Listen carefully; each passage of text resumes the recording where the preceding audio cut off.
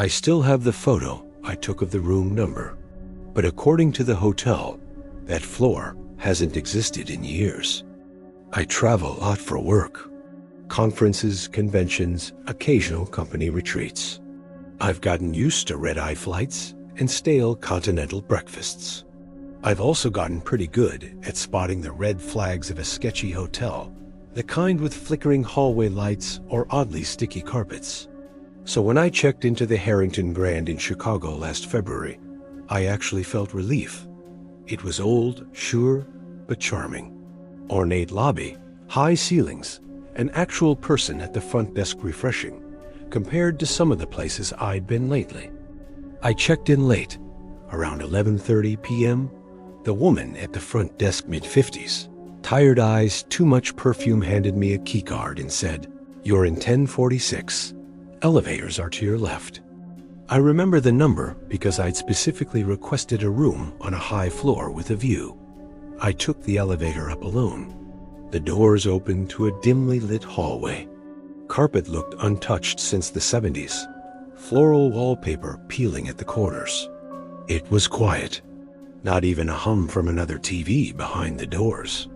Room 1046 was all the way at the end, beside a large, rust-colored utility door with a faded "Staff Only" sign.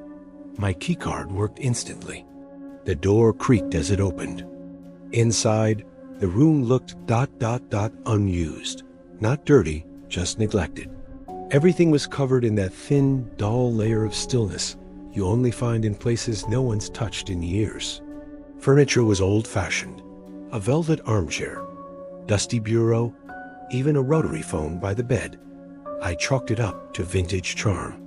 My window did overlook the city, though the glass was smudged like it hadn't been cleaned in ages. That night, I fell asleep quickly. Traveling does that to you. But sometime around 3 a.m. I woke up to a scratching sound. It was faint, coming from the door. My first groggy thought was that it was someone trying the wrong room. But it wasn't a knock. It was long, dragging scratches, like something dull being scraped along wood. Not consistent, either pause, drag, pause again. I sat up, listening. My room was freezing.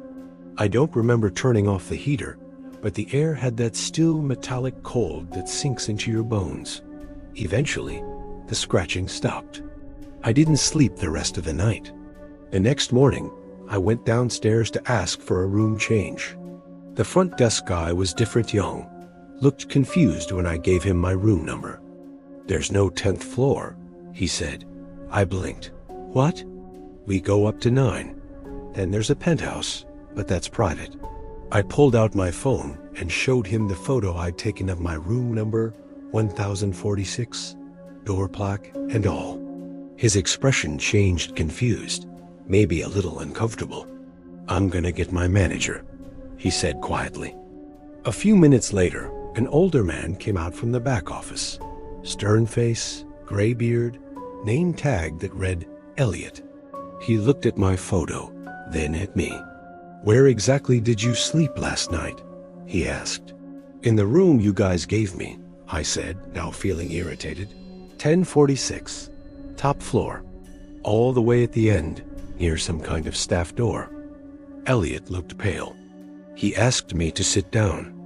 He told me, lowered voice, eyes darting toward the lobby, that the 10th floor had been closed for over a decade. A fire in 2012. No guests were ever assigned up there anymore. The elevators weren't even supposed to stop on that floor. He asked if I still had the key card. I gave it to him. He scanned it, frowned. "This isn't even in our system." They offered to comp me a new room on the 6th floor. I accepted, but I couldn't stop thinking about that cold, dusty room. About the scratching at the door. So after breakfast, while housekeeping was busy, I tried the elevator again. I pressed the 10 button. Nothing happened. The button didn't even light up.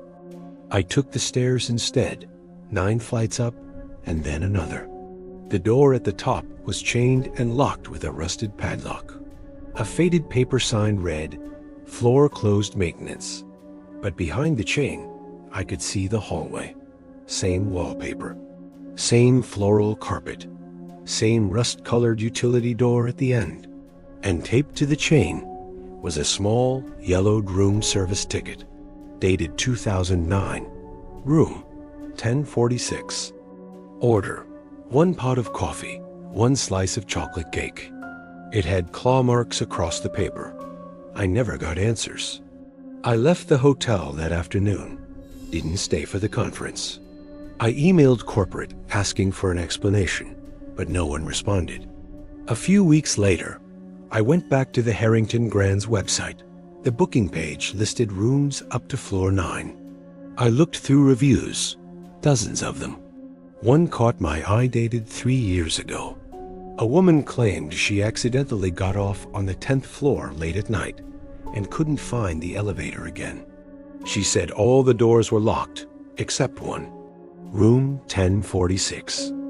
Her review ended with, "I still hear scratching sometimes. In my sleep, I think something followed me home. I don't know if it followed me too, but sometimes, just before I drift off, I swear I hear something faintly dragging across my bedroom door." I used to think whispers through an air vent were just bad plumbing. Then I heard my name spoken in a voice that wasn't mine. It was supposed to be a routine trip. Just 3 nights at a mid-range hotel in downtown Minneapolis for a regional marketing summit. I'd stayed in worse places. The Westover Inn was old, but clean enough. Beige everything. Slight musty smell. One of those buildings that felt like it had stories buried behind the drywall.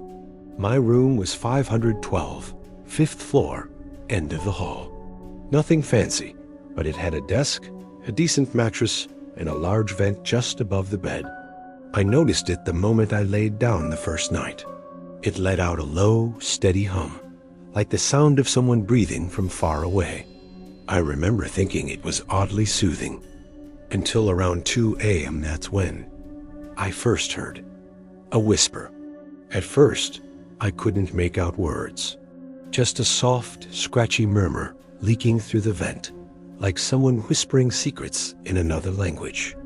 I sat up in the dark, trying to convince myself it was a draft or maybe the pipes. But then the whispering stopped, and it sounded like whoever it was listening. I turned on the light. The room was empty. Nothing outside the window. I even called the front desk, but the night clerk just brushed it off. "Probably someone next door," he said. "The walls are pretty thin." The next day, I asked casually if I could switch rooms. The woman at the desk apologized. They were fully booked due to some conference nearby. I almost let it go, but then asked if someone was staying next door in 511. She typed for a second, then looked up. "That room's closed right now," she said slowly. "No one in there?" That night, I left the bathroom light on, just enough to cast a faint glow. I tried falling asleep to the TV, but I kept glancing at the vent above me. Around 1:30, the humming started again. And then, the whispering returned. Only this time, it was clearer. A dry voice, barely audible, saying something like, "Don't go, don't go, stay awake." I froze. It wasn't loud enough to be a recording or TV noise. It was intentional. I could hear the pauses between words, the strained breath behind them, like someone was right on the other side of the duct, speaking directly into it. I wanted to believe it was a prank, maybe another guest messing around. But I knew the room next door was supposed to be empty. I slept with the lights on the rest of the night. The following morning, I was running on caffeine and nerves. I stopped by the front desk again, more insistent this time. I told the woman about the voice, about what I'd heard. She went quiet, asked me to wait a moment while she checked something. When she came back, her tone had changed. She said room 511 had been sealed off for months. Something about a guest who checked in and never checked out. His belongings were found neatly packed, but the bed hadn't been slept in. No signs of forced entry. No signs of a struggle. He just vanished. Housekeeping said they still hear noises from inside sometimes, she added, trying to smile like it was a joke. But her eyes told a different story. I asked why they didn't just open the room and check.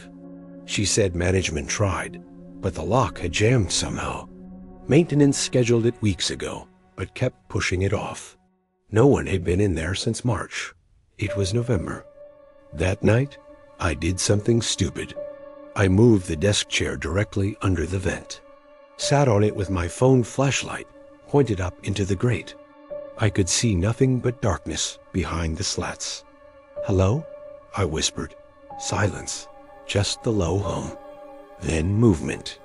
A faint shifting sound, like fabric brushing against metal. I leaned closer, and the voice returned. But this time, it wasn't whispering. It was mocking me, repeating my own voice back at me. "Hello?" But warped, distorted, like it was filtering through a broken speaker. Then it said something I'll never forget. "I see you now." I stumbled backward off the chair and hit the floor hard. The vent started rattling, as if something was inside it, crawling. I grabbed my bag, my keys, and I didn't even bother changing. I ran out barefoot, pajama pants and all, down the stairs, out the front doors, into the freezing night air. I slept in my rental car until sunrise. The hotel refunded my stay. Management sent a generic apology email, claiming they were conducting a full inspection of the room and the ducts. But a month later, I checked the hotel reviews online out of morbid curiosity. Someone had posted just a few days earlier. Stayed in room 513. Heard voices through the vent every night. Thought I was dreaming until the voice called my name. My full name. I never told anyone I was staying there. That review was the last one ever posted for that hotel. The Westover Inn shut down 3 weeks later. No explanation, just gone. But sometimes, late at night when my apartment's heat kicks on, I swear I can hear that same humming sound. And underneath it, just barely, a voice whispering, "Don't go." I never saw anyone enter or leave that room. But every night, like clockwork, the Do Not Disturb sign was back on the doorknob. I was staying at a hotel in Albany for a 4-day training seminar, one of those boring corporate things with cheap buffets and too much forced enthusiasm. I'd been put in room 309 at the far end of the 3rd floor. Quiet, clean, and uneventful. Or at least, that's how it started. I first noticed the room across from mine room 310 because of the sign. A bright red "Do Not Disturb" tag hanging from the handle. No big deal on its own, but by the second day, I realized it hadn't moved. Same position, same little tear in the corner. At first, I figured someone just really wanted their privacy. Maybe they worked nights and slept during the day. Maybe they were sick. I didn't think much of it until the 3rd night.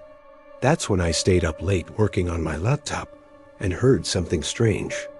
It was around 1 a.m. when I heard footsteps in the hallway, soft, slow, then the distinct rustling of paper. I peeked out through the peephole, and that's when I saw him. A man in a dark hoodie, hunched slightly, standing outside room 310. He looked nervous, kept glancing up and down the hallway. Then he reached into his pocket, pulled out a folded piece of paper, and slid it under the door. I heard a faint knock, just once. Then he walked away quickly, disappearing around the corner. Weird, but maybe not that weird. Maybe it was just a late delivery, a note for a friend. Who knows? Curiosity got the better of me. I opened my door quietly and stepped into the hallway. I looked at the floor in front of 310. The paper was still there. I glanced around, feeling like a creep, then walked over and picked it up. There were only 3 words written on it. "Please help me." No signature, no room number, no details. Just those words, written in small, shaky handwriting. Suddenly, The hallway felt wrong. Too quiet. Like the air had changed. Heavy. Still. I put the note back, exactly how I found it, and went back into my room, locking the door behind me. The next morning, the note was gone. But the Do Not Disturb sign was still hanging on 310. I stopped by the front desk on my way out. Casually asked if someone was staying in the room across from mine. The clerk glanced at the computer, then frowned. Room 310? That one's marked vacant. I paused. Are you sure? She nodded. Yeah, hasn't been booked in over a month. Plumbing issue or something. Why? I said nothing. Just thanked her and walked out into the cold morning air, my mind racing. That night, I couldn't stop staring at the door across from mine.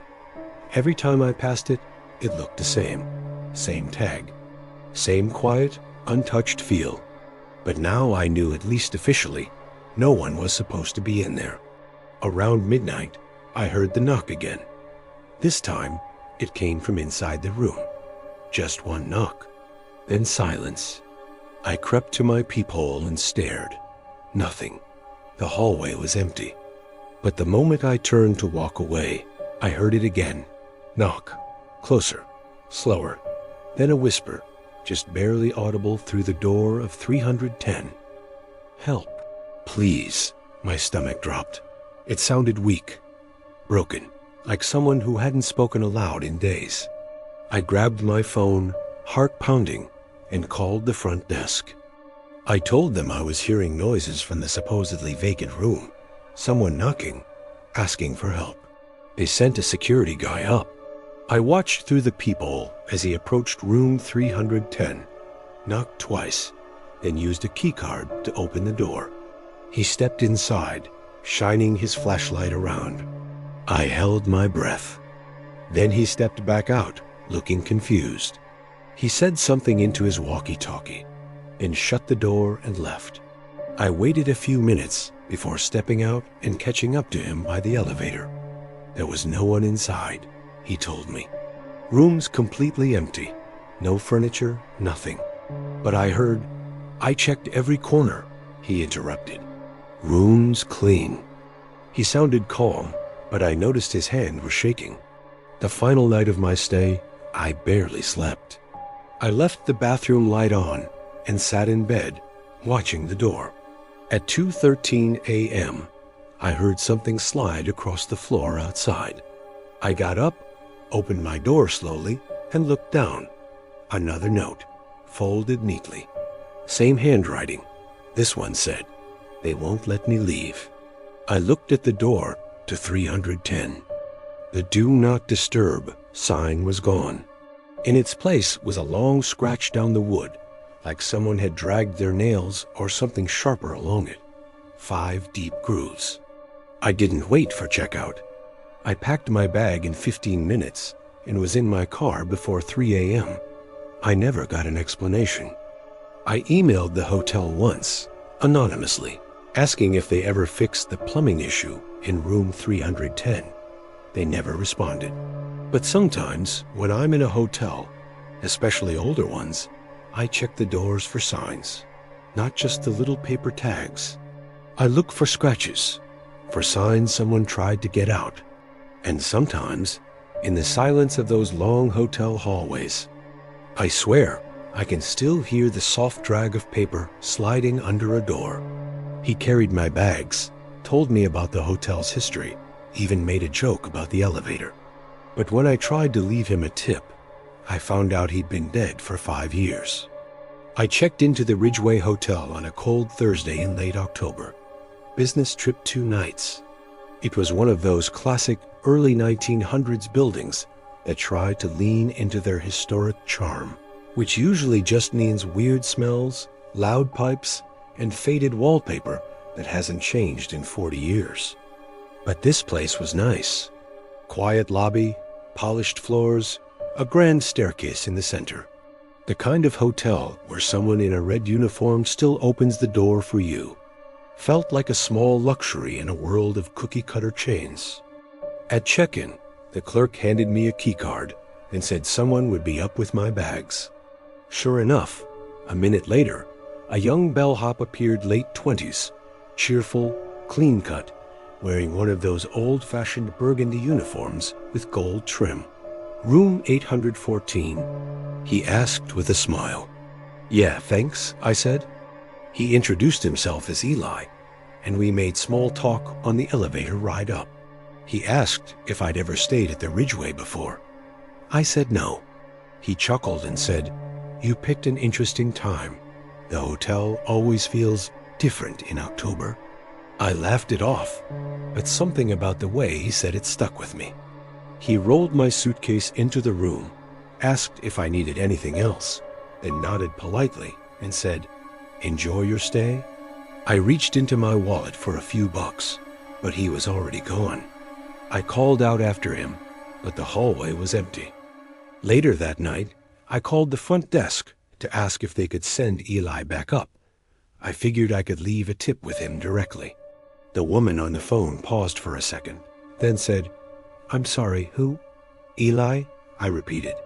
"The bellhop who brought my bags up earlier." There was a long silence. Then she said something that made my skin crawl. "We don't have anyone by that name working here." I laughed awkwardly. Maybe I misheard? Young guy? Tall, dark hair? Burgundy uniform? Another pause. "I think I know who you mean," she said quietly. "Can I ask what he said to you?"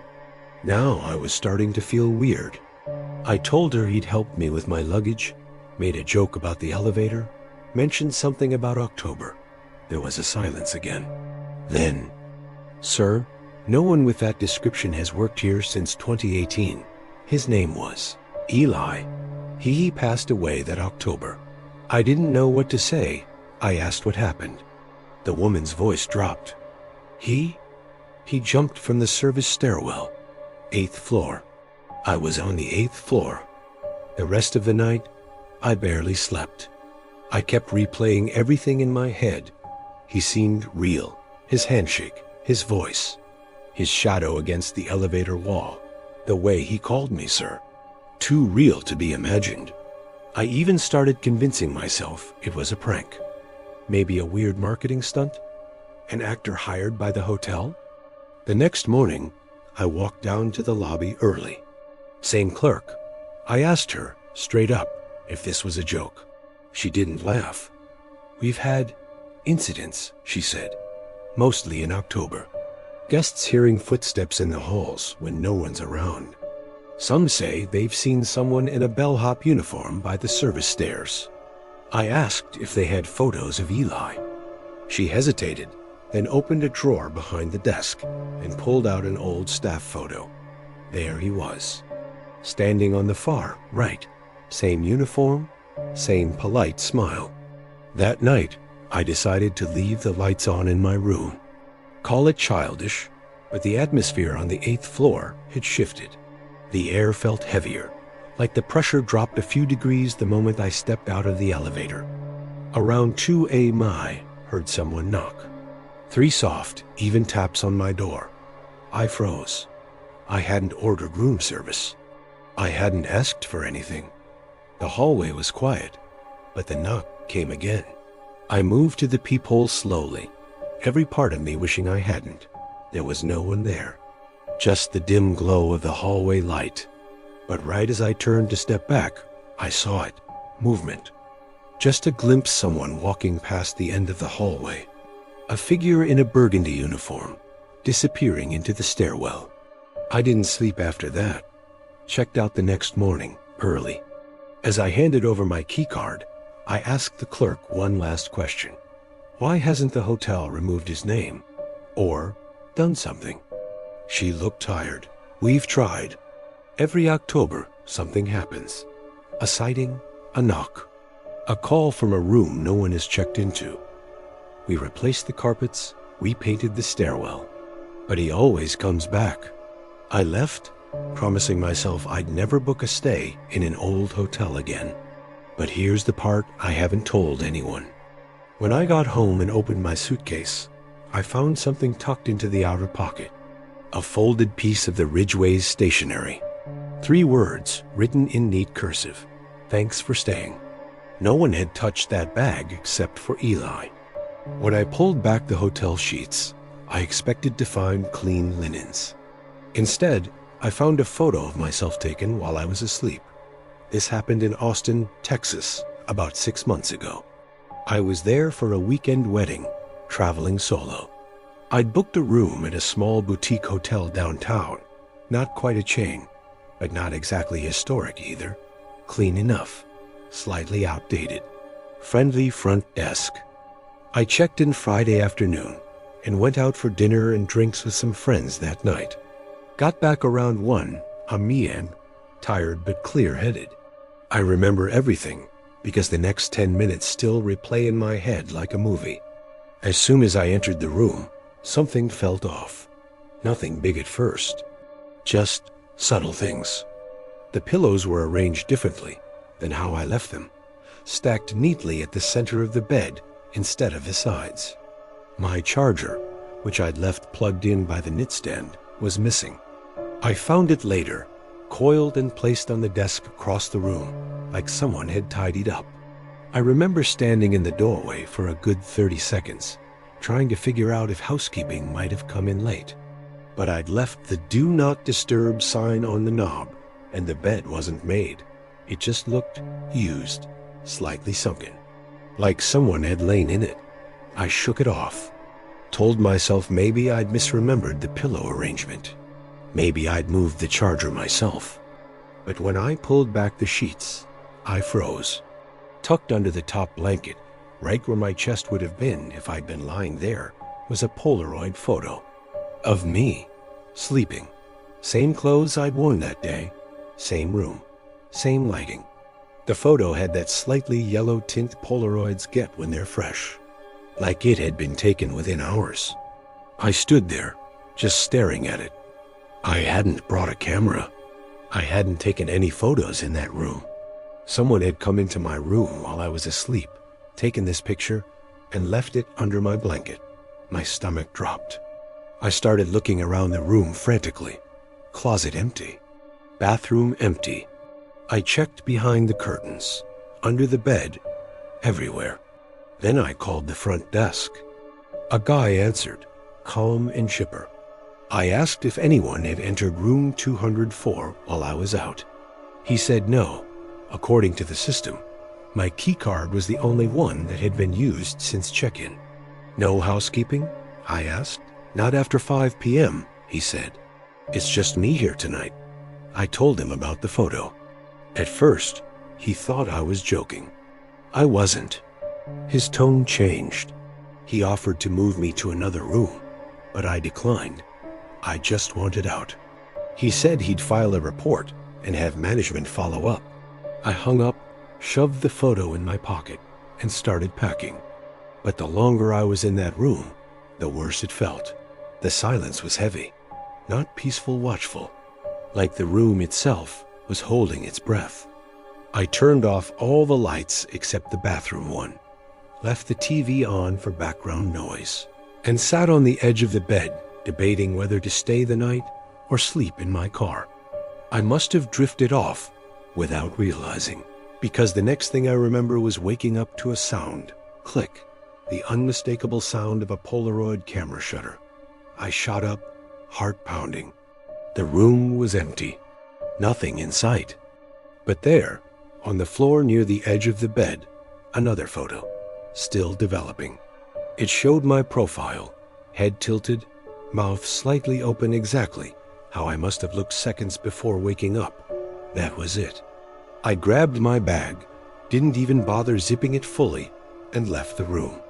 Told the night clerk I was checking out early. He didn't ask questions, just nodded like he'd seen it before. The next day, I got a call from the hotel manager. She apologized profusely, said they'd reviewed the security footage. Here's the part that chills me. She said their cameras glitched from 12:51 AIM to 1:36 AIM, just static. The same window. I was gone. When the feed returned, my room door was shut and no one was in the hallway.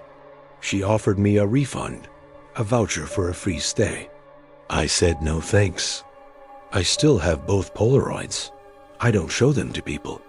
Not because they're unbelievable, but because when you look close, really close, at the second one, in the shadowed reflection of the mirror behind the bed, there's another face, watching me.